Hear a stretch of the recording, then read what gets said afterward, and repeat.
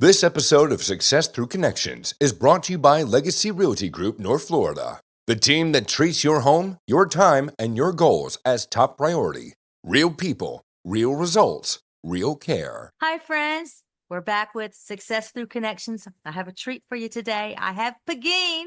I have to admit, she is one of my dearest mentors. I love her. She is such a giver. So she is just a trailblazing leader and an inspirational speaker. So let me let you in on some of the magnificent things about Pegine. She's a powerhouse. That's all I can say. She's an electrifying keynote speaker and entrepreneur. When she's in front of an audience, she speaks with such passion, with such energy. She's just a fearless leader. And she talks about resilience and determination and the power of being authentic, which I love. And we're going to get into a lot of that today. She was born and raised in the Bronx in New York City. She went from gang member, a tough girl there, to the powerhouse that she is today. I know that she, at a very young age, moved to Spain, opened up a couple of businesses, sold them, and came back home to the United States and used all of her lessons learned to become the successful entrepreneur that she is today. She holds so many recognitions: the SBA's Women in Business Champion of the Year for Florida, Entrepreneur of the Year for North Florida. She was ranked number 3 in the fastest growing privately owned companies in North Florida by the Jacksonville Business Journal. She is one of only 8 women inducted into the 60-member Motivational Speakers Hall of Fame. What an accomplishment. You know who she's in the company with? Tony Robbins and Jack Canfield. I mean, come on. That is so freaking awesome. I love it. So she talks about being brave and bold and unstoppable. That's Pegine. That's who we're going to hear from today. And she's going to talk to us today about being unapologetically you, because it's really your biggest business advantage. So welcome, Pegine. So glad. Thank you, Zelda. Wow, I hear the intro and I'm like, life is pretty amazing as you move through all the stages of your life to a place where you go, I did that. But when you hear somebody else read it, it's like, oh, girl, you did do that. You did all that. And I remember when you first started speaking, well, maybe not your first started, but way back 20 some odd years ago when I first met you, and you were speaking about diversity in the workplace. I know you've spoken to some like the defense. What was it? The Department of Defense. I've spoken with 3 presidential administrations, testified in front of Congress, and spoken to 15% of the Fortune 500 who have had me back over and over. All branches of the military, except for the Marines. Well, I did do it once with Marines. And I know Mary Kay was on your bucket list. Wasn't it? Avon. Sorry. Avon. No, it's all good. I told Avon when I was a teenager, helped me pay for college. And, I had put it in my dream book that one day I'll speak on the Avon stage. And a couple of years ago, they called me up and they said, we've heard about you. We want you to be on the grand stage for I think it was their 80th anniversary. And I was like, wow. I remember. I'm all in. Well, one of the things that I always love about you, Pegine, is you are so authentic. You are just bold and out there. And, if it's your cup of tea, great. If it's not, as my sister and I always say, next. Yeah. You are. It's like you talk about being bold, and I wanted to ask if you would share a story or a moment in your career when that boldness wasn't just a mindset, but it was a necessity. How did it shape your leadership by being bold? It's a great question, because I will say that I've embraced certain missions. So I've become mission focused. So the first time being bold was when I was 17 and a half and living in Spain. When you're 17 and a half, and I did not go with a group. I did it to escape the gang, right? So I didn't go with a group. I wasn't going to study, although I, had signed up for a course because you needed to do something with your visa. I didn't last long in that at all. And you quickly run out of money. As a teenager, you run out of money really fast. And so I needed to generate income. I needed to do something. Remember, I was in Spain. I did not speak Spanish. I mean, very like so little. I could say yes or no, but I might not understand what you were telling me or offering me.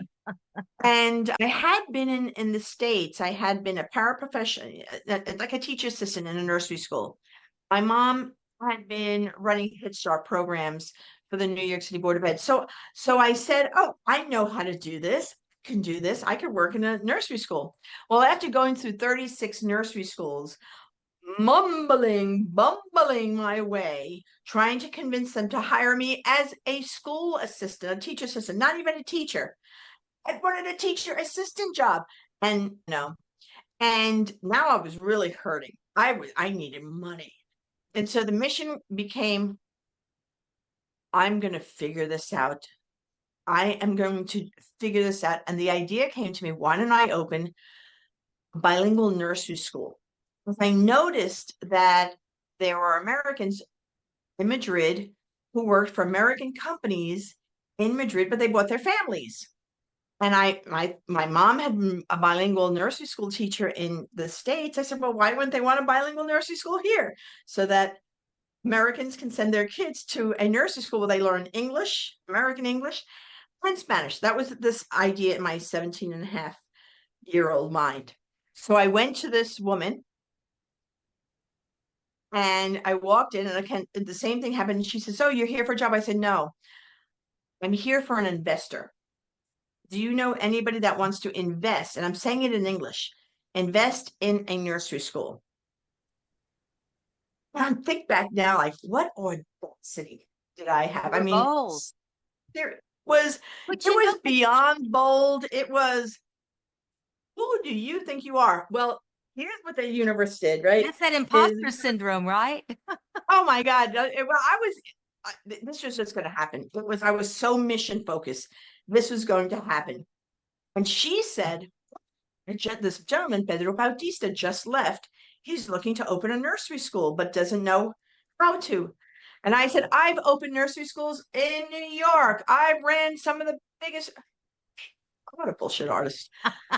But I had been there. I saw it. Figured through osmosis. I must have learned it from my mom.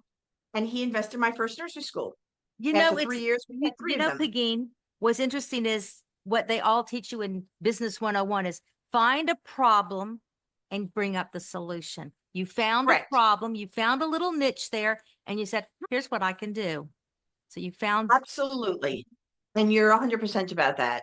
So when you're building a brand around being bold and being authentic, what does being your authentic self really mean to you in business and in leadership? So my motto is be bold, be brave, be seen, be heard, and be paid well. I teach this, I speak about it. And so for me, there's a couple of things about being authentically me. I am an enthusiastic, super happy Pollyanna personality. And for many years, oh my gosh, Zelda, for many years, people would tell me, tone it down. You're too much. I even had a neighbor tell my husband, can you put her into a cage? Like, Gosh. so my positivity and enthusiasm makes people uncomfortable. So I used to, or early on, I would try to tap it down, but that's not me. It's like this is full on, and I'm successful because of it. I know that's one of my biggest strengths. It's my brand. It's also, I know I'm strategic. I know I'm thoughtful. I know all of these things, but it was my enthusiasm that can open doors. Yeah. And so once I appreciated that, and that's what I think that people need to learn, appreciate the unique parts of you, like really appreciate it. Really appreciate. So my authenticity came from a couple of things. One, being enthusiastic. Two, being honest about my story, because it's my story. It's not your story. It's nobody else's story. It's mine. And what do I care what you think of it? This is how I transformed my life because of it, right? And as I started being able to be brave and share how I see the world, be brave and share how I would want to be treated, be brave and be willing to say what needs to be saying, and when I went for my master's in social work, I created a very special, what they call a family support center, that we had training and we had counseling and coaching. And everything told us, sit behind a desk. And so that you would come in as a client, I'd say, "Hello, Zelda, tell me about your problem." And we had this office desk. That's not going to make you want to talk to me, especially when I work with the Hispanic community. So I took all the desks out of all the offices. I went to Salvation Army, Goodwill. I bought kitchen tables and I bought plastic table covers and I put make-believe flowers on top. Because where do the most important conversations happen? Is it in the living room? Over the kitchen Is it table. in the office? No, it's around the kitchen table. That is So I brilliant. created something called kitchen table counseling. I think that's what makes I'm just not going to play through your society norms of how things should be. I'm looking for solutions to make things work and to make sure that people thrive.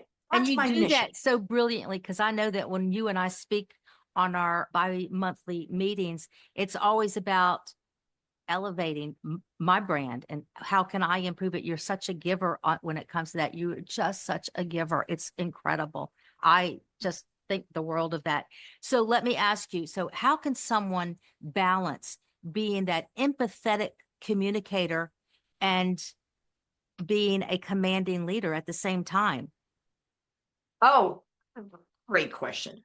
So sometimes we take empathy as allowing the other person to take away your power, your positivity, your essence, and let them suck you into their drama. Yeah, I've been there, done that. Okay.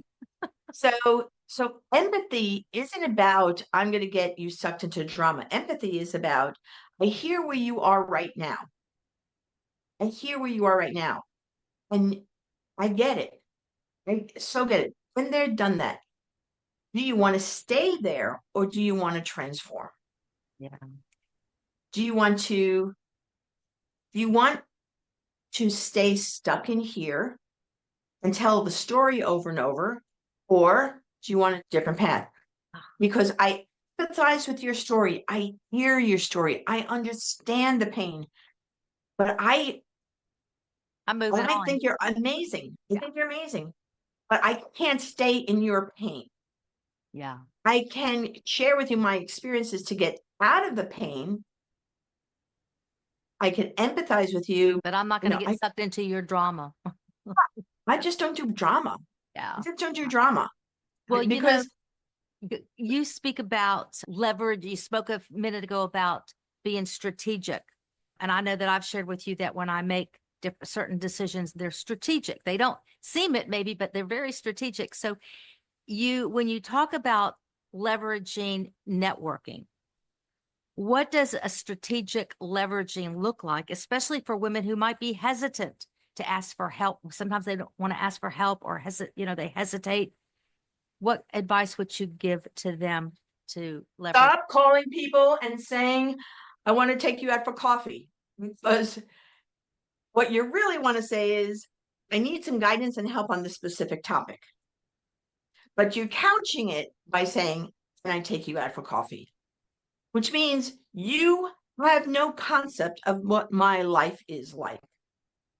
Because when you say, I want to go out to coffee with you, you're not being honest. You're actually looking for advice, thoughts, insight, wisdom, which, by the way, we can do on a Zoom call as easily as going into a coffee. Easier. So when you say, so when you say that, which is actually not being aware of the demand of time that you're asking me. Because in order for me to go out to coffee means I have to take a shower, put on my makeup, get dressed, think about what I'm going to just make sure I have my lipstick on, because I'm not going out the way I would if I'm just in a t-shirt working out at the office. So now you're asking me to do that. You're asking me to sit through your desire to tell me your drama story. And after about 40 minutes, if I let you go that long, after 40 minutes, then you might ask me, or not, what advice do you have for me? No, don't do that. I have a wonderful woman who I think she's the best asker that I've ever met in my whole entire. She actually wrote about asking. Best asker ever. She will go to me on Facebook. Hey, I'm having this issue, this problem. Here's exactly what's going on. This is the advice. This is the help I need from you. Can you give me advice? You can go in that Love Facebook that. Messenger and go, here's what I thought about it. So it takes me less than 5 minutes to share her. And she will do it. I mean, if I would say in the time that I've known her, I've probably known her about 6 years, probably 100 to 200 times a year will she do that. So what's your opinion on this one? This is when you're on LinkedIn, right? And somebody wants to be your friend or however they want to connect, whatever they call it on LinkedIn. And you go, okay, sure. Because they look like they align with where you're with you, right? So you click yes, we'll be friends. And the very next message is them trying to sell you whatever it is. They don't really know you, but Right. I just they're go, instantly literally trying. the moment they did that, I go, thanks, no thanks. And I remove them as contact and I just don't bother with them. Yeah. Do you Because, find that happens to you? Because it certainly happens to me God, it happens all the time. I Like, mean, how about and asking me something about me first? Get to know who I am and what I'm about. well, the truth of the matter is I look at their profile. If Yes. the profile is selling, I'm a expert in social media marketing and stuff like that. You're not interested in what I do. They just want You're to. not telling me about I love it when somebody says, love to connect with you. Have you read the new book? Yes. Let me. Have you read the new book, Let Me by Mel Rogers? I love it. What do you think about it? Yeah. So Exactly. you're tapping into what my profile says and what I've posted and shared, and you're trying to connect with me in a meaningful way. The same thing that I try to do when I'm doing LinkedIn. So if I'm finding something, like I just connected with somebody, I asked for connection because I realized, oh my gosh, I could be working with this company and organization. I can be there, but I need to connect with him. So, I shared, I just went to lunch with my husband. I went to lunch at your place, and I realized I've been to your place quite often, watching my friends speak there. I should be speaking there. I would love to connect with you. So I'm taking, this is your job. I know people that would book it, and let's connect as I could be a referral source and you could be a referral source. It's Whether building that relationship. it's It's so critically building the important relationship. because, I share something that I learned yesterday, which I thought was one of the most phenomenal, like this woman just opened up my eyes. Can I share this for a minute?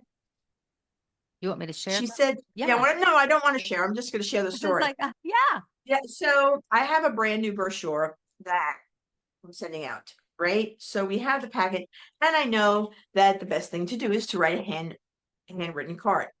So it was in my sales blitz class group. We all are pitching things and stuff. And I said, I'm really struggling. I'm struggling because my writing is not like the best writing in the whole wide world. It's kind of scratchy, I get it. right? Yeah. And I said, so I'm practicing here, but oh, they would like that. And this woman said to me something so profound. She said, whoa, stop that. He said, if you received a recipe from a great aunt or somebody in their scratchy writing, do you think, oh, how horrible that writing Yeah. is?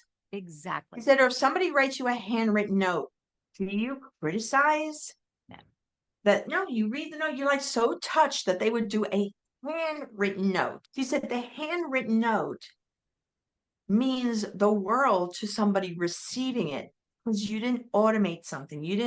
You are sharing your truth and being so authentic. When she said that, it changed everything for me about handwritten notes. Is I'm giving you part of my heart, and I'm giving my spelling errors, and I'm giving you, the time for you to squint your eyes saying, what is that What is that word? What word? is that Yes, word? exactly. but it makes I a believe in the power of a difference. handwritten note. You know that. I Oh, write you do. notes all the But time. I really, my belief Glad you're system embracing that. was, Yeah.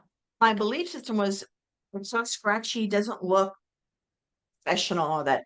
And she just opened my eyes in a way that was like, I never thought Don't care. about that. Yeah. Yeah, I thought that was cool.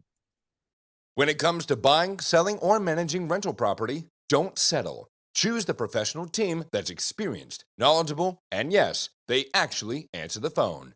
Legacy Realty Group North Florida is the full-service real estate firm that delivers peace of mind. With over 16 years of local expertise, their responsive and dedicated team makes the process smooth, personal, and stress-free. Whether you're selling your home or looking for a reliable property manager, Legacy Realty Group North Florida has you covered. You'll find their info right in the show notes. It was. That is a very cool story. It's like I preach that all the time. It's in my course on networking about writing follow-up handwritten notes. None of these email things. People just hit delete from email. So yeah, I'm a firm believer. I think she gave you great advice there. So I'm going Yeah. to move on to another one. So in your journey as a speaker and an advisor to top leaders, what are some of the traits that leaders who actually create long-term influence, not just intention? What are some of their traits? Not just So, intention. Yeah. yeah, so some of the traits is confident in their being, confident in who they are. So, it was interesting. I worked with a very senior leader, the CEO. He was of a large energy company. And I was coming in to talk to the group, and part of it was sharing your story.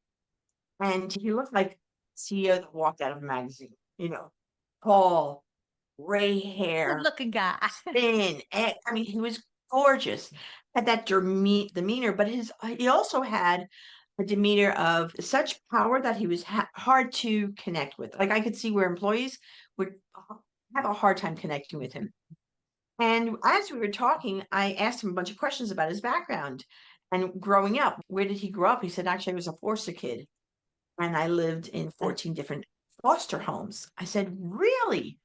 He goes, yeah, made me realize that there's a lot of different kinds of people in the world and how I can navigate myself to meld into different groups to fit in, and also that the loneliness.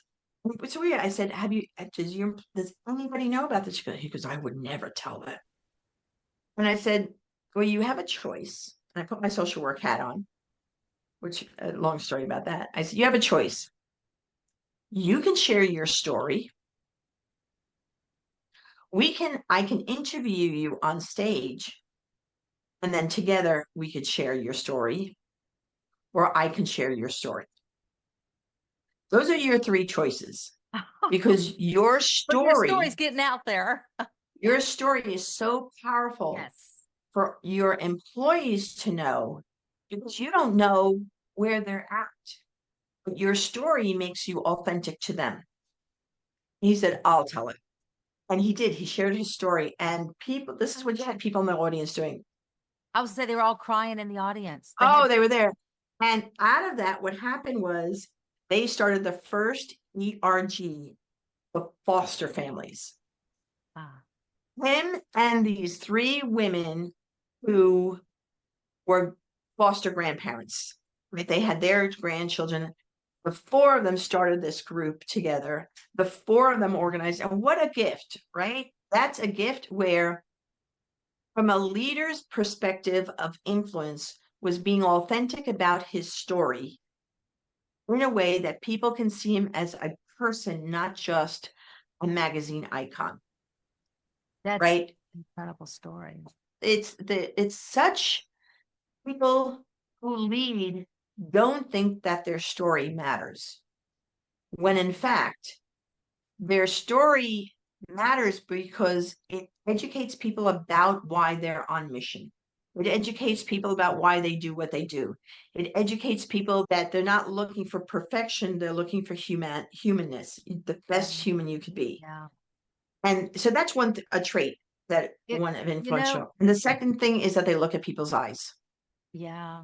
Look in their eyes. Yes. So, it brings me to, it really kind of I was going to ask this question, but you kind of sort of answered it. It was like, there are people out here who are listening to us and they might feel like they're too much or they're not enough. And to be authentically themselves, like this CEO. So while you took the ball and said, here are your three choices, well, you're not there for everybody, but what could be some of those first steps for someone to rewrite that narrative? So first is your perception of yourself. So every person has to recognize something. It's a miracle that you're here. It's a miracle that you are born. Let me tell you, there are millions of these little spermoids out there that didn't hit the mark. Some you did hit the mark. Then you went through childhood, whatever your childhood was, you thrived, you succeeded, you're showing up, you're listening to the show. The fact that you're even listening to the show says you're special and you're unique and you're divinely blessed to share who you are. So first you have to acknowledge and know that for me, I write gratitudes every day. I do 10 minutes of meditation every day. I breathe in oxygen and I appreciate that there's such an abundance of oxygen. I can't even breathe in all the oxygen out that's in this world. I just know that there's so much for me. I can't believe it. So when you're breathing and doing your meditation and breathing, there's so much for you, so many opportunities, so many gifts, so much love, so much peace. And when you recognize that, people just want to know you. And then the third thing is to be brave, courageously brave, to say, this is my story. I was given my story and I changed my life. I'm different than who I was when I was little. My beliefs have changed. My thoughts have changed. And I'm here to not only support myself, to support others. And my story is all I really got. My story of how I dealt with this issue, my story of how I dealt with that, my story of where I'm going, my story of my mission, my story of my dedication to my own personal successes. My story matters. And when you recognize that, then you become more authentic. Yeah. When you believe and know I matter, then you show up as you because you matter. So, Pegine, have you ever shown up in your career like as a speaker or, well, yeah, mostly as a speaker, I'm thinking, where you had it when you entered that room where your voice, maybe it wasn't welcomed? You were there to do a job, but you weren't welcomed, or maybe you even surprised them because the rest of the crew didn't know that you were coming or something along those lines. It's like, and you're your authentic, bold self. How do you deal with that? So I think one of the best stories about that was I was doing work for the military, lots of work with the military, and I had this dream of presenting one of my programs to, let me give you the title, of 100 or a couple, maybe 1,000 people. I had this dream that I wanted to do it. So I called my local congressman. They enabled me to have a meeting with the deputy director of the Department of Defense. Great. I go by myself, go to the Pentagon by myself. And if you've ever been to the Pentagon, it's huge. And my heels going tap, tap, tap, tap, tap. I get to the deputy director's office. They were very kind, took my coat. They said, okay, the deputy director is going to come in to see you. I sit in the room. They bring me in. He's there. Hello, how are you? He said, some of my people have come in. Over 25 people came into the office. And I'm sitting there. I'm like, what? And I'm thinking, what are these people doing here? Like, I talked to this guy about my little program. Like, I don't want to. He starts asking me questions. And he says, do the pit, tell us about the program, tell me about the program, tell me what to do. But again, I'm thinking like 1,000 people. That's what I'm thinking. Well, he starts asking questions that I couldn't really answer. And clearly I was in the wrong place at the wrong time. It was so bad. You couldn't fake it? Bad. So that there was no faking it because they were like everything they were saying was going like this. Way over your head. Over my head, right? But it was like, oh my gosh. And little by little, the 25 people start leaving one by one, right? They're like, oh, it's not really this. And the deputy director was so sweet and kind. He goes, thank you so much. I don't think that we're ready to work with you. We're looking for programs that can handle a million to 2 million people. I went, well, thank you so much for sharing that. I appreciate that. When I'm ready, can I come back? And he said, oh, yeah, you just come back. You were delayed. And I stand up tall and I walk out and my tail was in between my legs. I'd have gone to my car and cried. It was not even a crying movement. It was like, What just happened? That went so over your head. Well, I did have the opportunity about a year later to go back to the Pentagon to pitch a different director. But this time I was really prepared because now I knew these people have their people, right? So he's going to do the talking, but they're going to be their people who are taking notes. So this time I was prepared so I hired professional actors to be my people. And I went into the office. I told the actors, I said, tell them what colors to wear, my company colors. I gave them all Team Pegine folders. Like I said, all I need you to do is I don't care if you're drawing pictures, stick figures, you're writing a letter to your mom. I don't care. I just need you to be writing notes, right? You're just going to sit behind. You're not going to say a word. You are to keep stoic the whole time. So they were there and their people were there and I'm talking and we got a great deal. And I learned my lesson, like, okay, go in knowing prepared. Go in knowing not only what you want, but what are their expectations? What's the scale they're looking at? What are they imagining in other words, you talked about solutions. What's the solution that they're looking for how many people? And what does that look like on the grand scheme so that you can then develop the solution that can serve them, but you also have to give them this satisfaction that they can believe that you can execute it. So the first time they knew, girl, You're out of your league. so out of my league. If they gave me the contract, I'd be like, because I didn't know how to think that way, But right? you weren't that way the next time. You were ready. No, because I had already, after that, I spent months thinking scale. What would I need to do? What does that look like? How do I need to present? Who would I need to hire? What can I do? We've sold, after that, we sold $1 million contracts because we were able to figure out the scale. But that first time, girl, it was sad. I can relate. I know that many years ago when I was in the event business, and I wanted to land a job. It was with Anheuser-Busch. They were throwing a mega 6-figure party, and I wanted to be the event planner, the one that produced that party for them. And I knew I was up against some national firms, and there I was, just little old Zelda, with my little team of one. And I remember asking, I don't know, there's a fella, his name was Howard Kelly. He owned a company called Sally Industries. They did robotics for the theme parks. And I knew him. And I told him what was going on. And he goes, here's my advice. Go do your homework.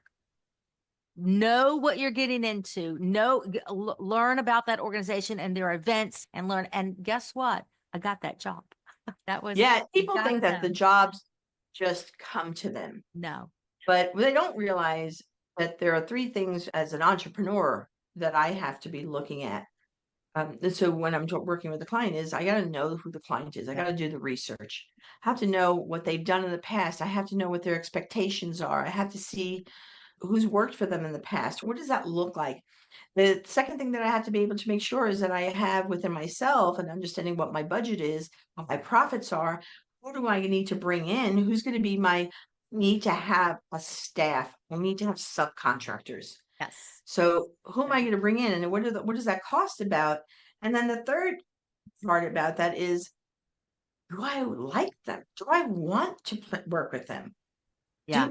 Is this making me happy, or am I doing it out of desperation for money, for fame, for glory? Or is it doing it because it feels that this is the right step for me, my right next step? Those are the 3 things that are really important. True. I know. Really important. I had on the podcast a couple of weeks ago a fellow, his professor in Washington, Scott Talon, and he talked about really it's about doing your homework. Like what we were saying is, if you want to grab the attention of the media or these influencers, find out, select who you want to present your products to, and do your research, do your homework, and make sure that it fits in. It's like you can't just be willy-nilly with your whatever it is you're selling. When I'm wanting to work with someone to sell a house, or you want to sell your program, you have to really do your homework. I know we're getting near the end of the hour. I wanted to ask you one question it's my signature question. I ask everybody, and it's, can you share with us a story or an incident where you had a successful connection that led to an opportunity for you? We're called Success Through Connections, and I believe that it's through our connections that brings us success. So can you share a story of success like that for us? This is such a great question. My husband and I were driving back from an event that I had just presented at. And when we were driving back, I don't know how we got into conversation, but we were thinking about who are the people that I've connected with who opened doors for me big. They were my fans. They were the ones who said, you've got to use her. So I'm going to give, so there are 4 people, but I'm going to kind of talk to them as though they were one person. So the first one was, they were all guys. All guys have been these men have been my biggest promoters. They understood leverage at a level that most people don't. They understood that leverage was part of their power. And they knew that they were really assured that one of the things that they do with their power is to share with their network people that they believe in, because their network trusts them. So when they met me and heard me, they knew from personal experience being with me that they should share them with everybody. And they did. Oh my God. They sent out emails to their network. I did not know this. I had no idea that they had done this. They took some of their own funds and would hire me to speak to their people. Even though they weren't producers, they just felt compelled to do this. It was how they lead. They were opening doors for people they believed in. The third thing, that they weren't loud. They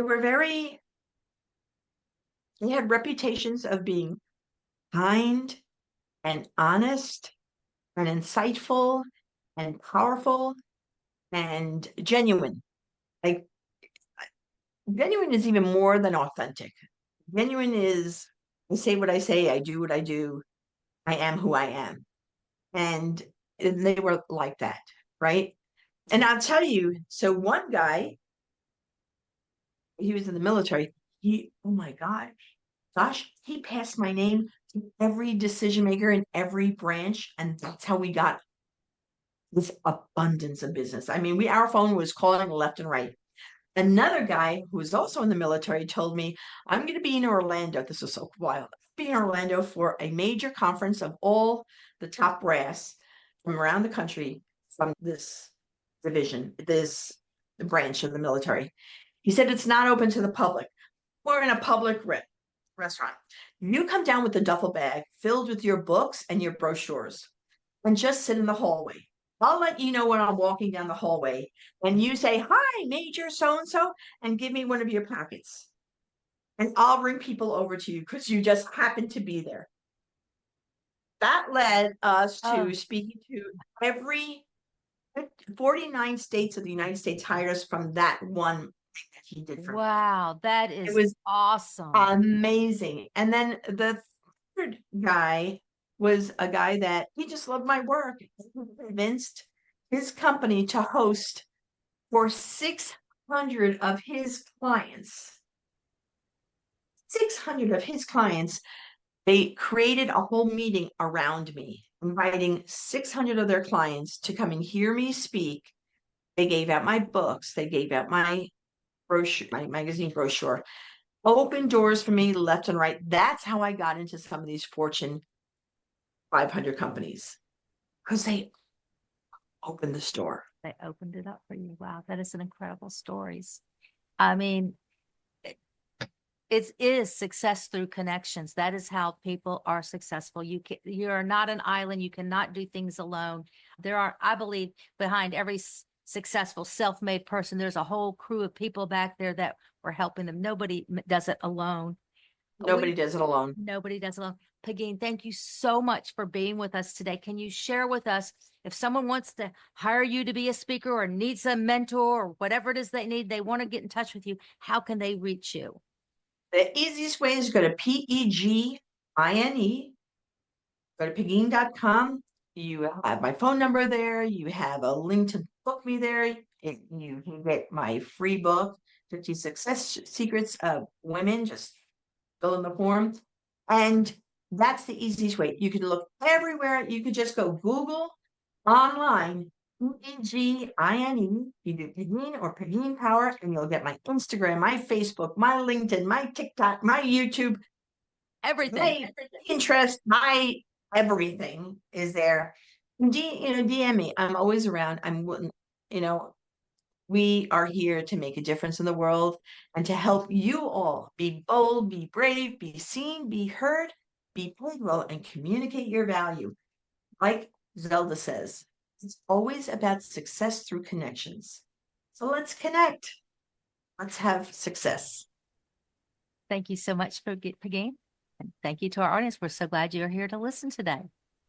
When it comes to buying, selling, or managing your rental property, don't settle. Choose the professionals at Legacy Realty Group, North Florida, the real estate company that gives you peace of mind.